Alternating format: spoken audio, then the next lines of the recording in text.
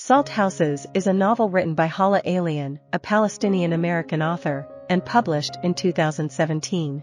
It spans 6 decades, from the mid-20th century to the early 21st century, and follows the Yacoub family through multiple generations as they face the challenges of displacement and the loss of their homeland due to various wars and conflicts.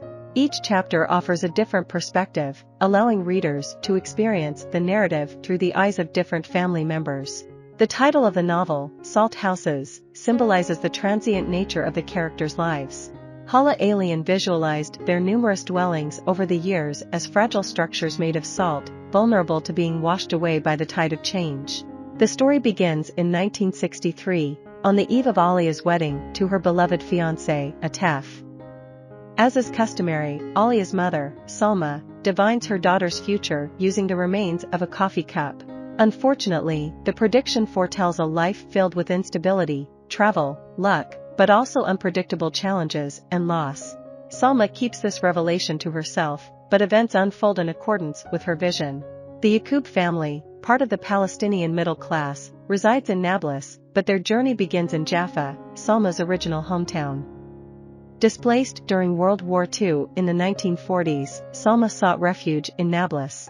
Widad, Salma's elder daughter, adheres to conservative traditions and currently resides in Kuwait, having moved there for an arranged marriage. Mustafa, Alia's younger brother, remains single and enjoys his mother's undivided attention. Widad holds a steadfast commitment to her Islamic faith, while Alia rebels against her mother's religious practices by choosing not to wear the hijab.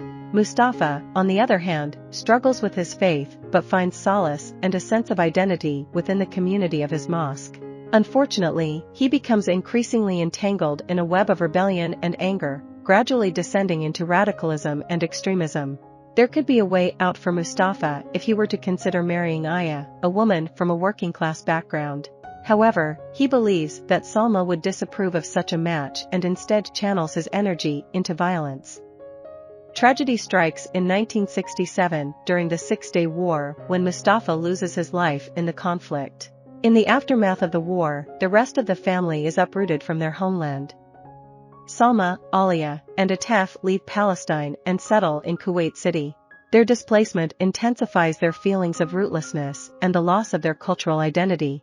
Atef grapples with deepening depression and post-traumatic stress disorder stemming from Mustafa's death, as he was his closest friend. To cope with his guilt and grief, Atef turns to writing letters as a form of mourning. Alia, meanwhile, struggles with the sweltering heat, the unfamiliarity of the city, and the limitations on their freedom to leave.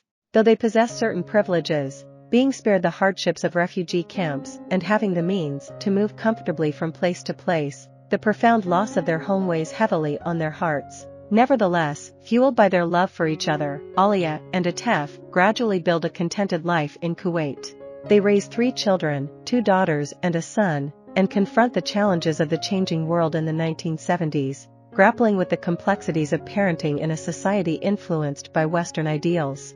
Atef, concerned about the strong Western influence on his children, opts to enroll them in international schools for a better education. However, their stability is shattered when Kuwait is invaded by Saddam Hussein in 1990. The entire family is forced to flee once again. Among Atef and Alia's children, their eldest daughter is named Riham. Riham develops a close bond with her grandmother, Salma, and embraces a deeply religious lifestyle, symbolized by her choice to wear a hijab. However, Riham also reveals her playful side as she describes engaging in ballet-like exercises in the privacy of her room. Eventually, Riham and her husband relocate to Amman, Jordan, where her husband, a compassionate and generous doctor, tends to underprivileged patients in a makeshift clinic within their family's shed. In contrast, Riham's sister, Swad, rebels against societal norms in her own distinct way.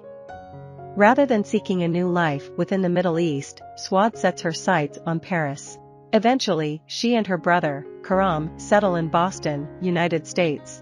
It is in Boston that we encounter Swad's daughter, Mana, who is growing up in an entirely Americanized environment but faces challenges when interacting with white peers who hold prejudiced views and accuse Palestinians of being violent. The novel concludes with Swad relocating her family to Lebanon, seeking a new sense of belonging. Meanwhile, Mana embarks on a journey to modern-day Jaffa, in Israel, to reconnect with her family's ancestral roots, embracing their rich history and cultural traditions. I hope you enjoyed this video. Leave a like if you did and be sure to subscribe. Thank you.